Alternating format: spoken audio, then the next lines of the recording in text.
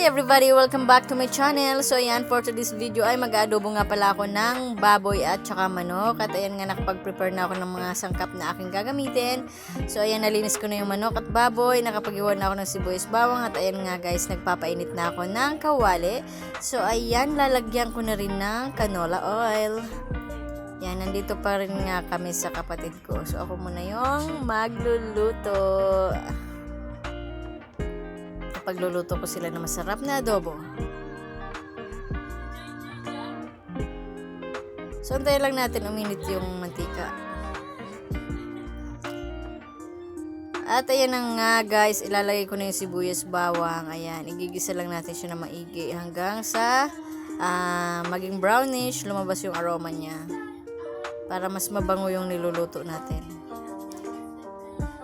Maya-maya nga ay sasabihin ko sa inyo kung ano yung sekreto ng masarap na adobo.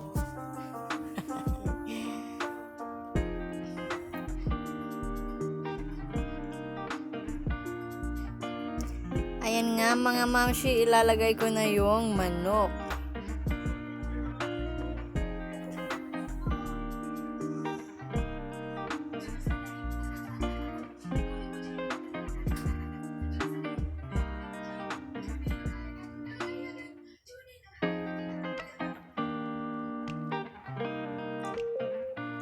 Meron nga tayong kunting ribs na natira, kaya sasama na natin sa pagluto natin ng adobong manok. That's why, kaya may halong baboy. Pero masarap naman talaga silang paghaluin.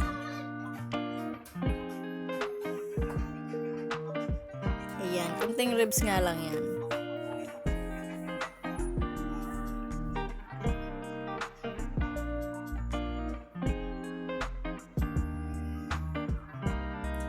At ayan na nga mga mamshi, naglagay na ako ng black pepper na powder.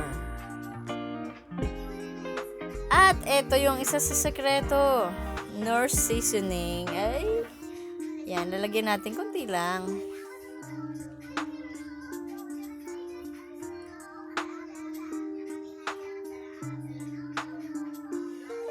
At maglalagay na nga rin pala ako ng soy sauce.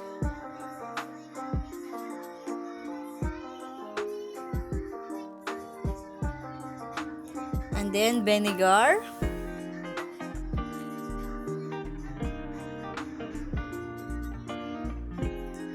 At asukal. So yan.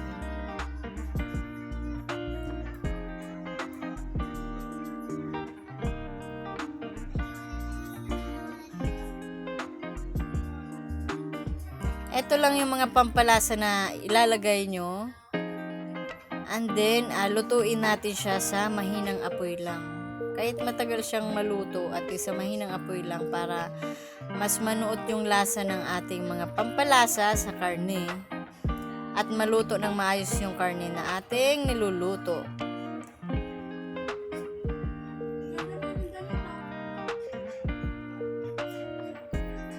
So, ayan, takpan muna natin.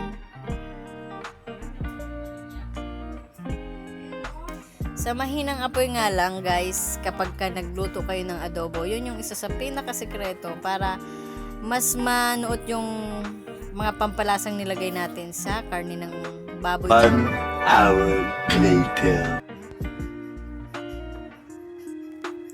So ito na nga guys, ayan, tingnan natin kung luto na. Uy, diba, napakabango pati nito. Kahit wala tayong laurel, mabango siya. Pwede nyo pong lagyan ng laurel kung gusto nyo, ng sili. Kami hindi muna magsili dahil nga may mga bata nakakain.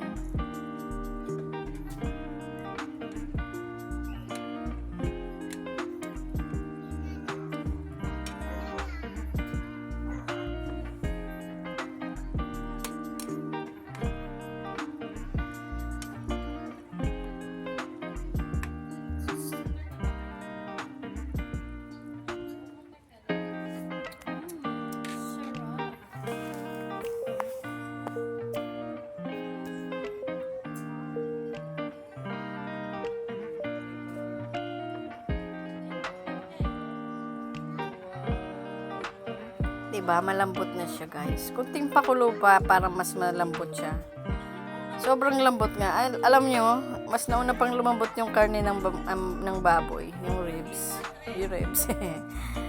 Tikman natin, no? Seryoso nga, guys. Pag ganitong luto, napakasarap. Grabe. Sobrang sarap. Ito na yung adobong niluto ko na pinakamasarap.